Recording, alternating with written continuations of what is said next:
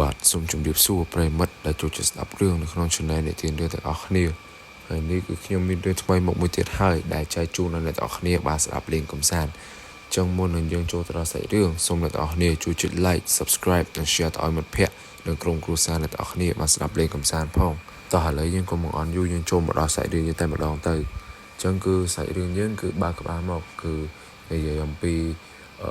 នារីម្នាក់ដែលគាត់មានវ័យរៀងចំណាស់ដែរហើយនឹងមិត្តភ័ក្តិរបស់គាត់ដែលវ័យស្កគាត់នឹងអញ្ចឹងគឺនារីម្នាក់ហ្នឹងគឺគាត់ជាអ្នកធ្វើស្រែចម្ការអីចឹងធម្មតាទៅប៉ុន្តែយប់ហ្នឹងគឺគាត់បានវង្វេងគាត់ទៅផ្សារទៅអីចឹងទៅមកពេលយប់ឡើងអាផ្លូវយើងជិះចេញពីចការទៅហ្នឹងគឺពេលព្រឹកគឺគាត់ចាំផ្លូវអីធម្មតាទេតែនៅពេលដែលគាត់ទៅដល់ផ្សារអីហើយគាត់lạiចែកគ្នាមួយបងប្អូនគាត់មិត្តភ័ក្តិគាត់ហ្នឹងគឺអល់ល្ងាចហើយយប់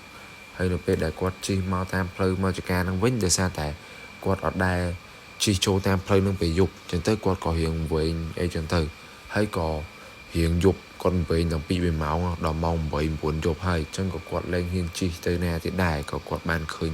ផ្ទះមួយដែលគេទុកចោលវាមិនចាយណាទេតែវារៀងគេមើលទៅគេគួរឲ្យខ្លាចដែរតែវាអត់សូវចាស់ទេផ្ទះហ្នឹងផ្ទះឈើដល់ហើយនៅពេលនោះក៏គាត់មួយមិត្តភ័ក្តិរបស់គាត់ហ្នឹងគឺបានចូលទៅសម្រានទៅអីសុំគេសម្រានមកយប់ចោះដោយសារតែអត់ហ៊ានបន្តដំណើរទៅចការគាត់ទេដោយសារតែយប់គាត់អត់សូវស្គាល់ផ្លូវច្បាស់នៅពេលយប់អញ្ចឹងគាត់អត់សូវស្គាល់ច្បាស់ពេលយប់គាត់មើលផ្លូវអត់ឃើញទេហើយណាមួយខ្លាចសត្វឬក៏ខ្លាចចោលអីគេប្លន់ផងអញ្ចឹងក៏គាត់បានសុំផ្ទះគេហ្នឹងនៅមួយយប់ចោះហើយនៅពេលនោះ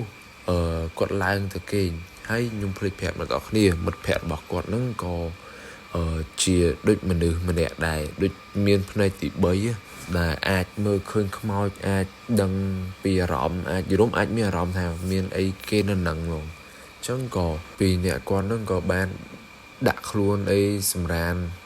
ខ្ញុំភ្លេចប្រាប់បញ្ជាក់អាផ្ទះហ្នឹងអញ្ចឹងគឺផ្ទះហ្នឹងគឺវាជាផ្ទះឈើមួយរៀងចាស់ដែរហើយក៏នៅកណ្ដាលផ្ទះហ្នឹងគឺវាមានបកគោលអាហ្នឹងគេហៅគេសសរធំអាចសសរធំមួយនៅកណ្ដាលខ្ញុំចាំទេបងប្អូនគឺអាហ្នឹងគេហៅសសរកឡោងអញ្ចឹងគឺសសរកឡោងហ្នឹងគឺវាធំនៅកណ្ដាលផ្ទះហ្នឹងហ្មងហើយក៏ខ្មែរយើងតាមពីដើមមកក៏វាមានជំនឿដែររឿងសសររឿងអីនៅកណ្ដាលផ្ទះឲ្យដេកក្រោមសសរអីហ្នឹងដែរអ្នកនរគ្នាដោយសារតែអាហ្នឹងដូចមានអ្នកកាន់មានអ្នកអីចឹងណាអញ្ចឹងក៏គាត់នឹងក៏រៀងខិតមកបន្តិចគាត់រៀងគេងនៅក្រោមនឹងពេកទេតែនៅពេលនោះក៏មិត្តភ័ក្តិគាត់នឹងក៏បានប្រាប់គាត់ថាអូនខិតទៅតិចទៀតទៅដោយសារតែនៅកន្លែងហ្នឹងនៅកន្លែងអូនឯងគេងនៅក្រោមជើងកន្លែងគេចងកហើយអញ្ចឹងក៏ម្ចាស់ចការហ្នឹងក៏គាត់អត់ភ័យអត់អីដែរដោយសារតែគាត់ដឹងថាមិត្តភ័ក្តិគាត់ហ្នឹងមើលឃើញឬក៏មានញៀនដឹងហ្មងអញ្ចឹងក៏គាត់បានខិតទៅតិចទៀតទៅហើយក៏គាត់បានគេងឲ្យធម្មតាទៅហើយដល់ភ្លឺឡើងគឺ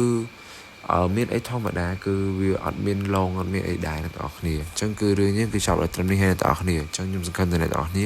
ចូលចិត្តរឿងចេះទៀតអញ្ចឹងពេលខ្ញុំបាននិទានរឿងសូមអរគុណសូមជម្រាបលាអ្នកនរគ្នាបាយបាយ